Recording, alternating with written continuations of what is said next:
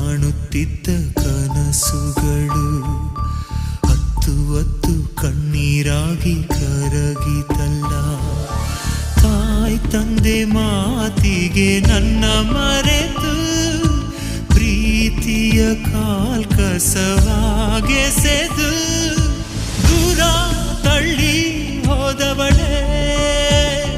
ನಿನ್ನ ಹಾಗೆ ನಾನು ಹೇಗಿರಲೇ?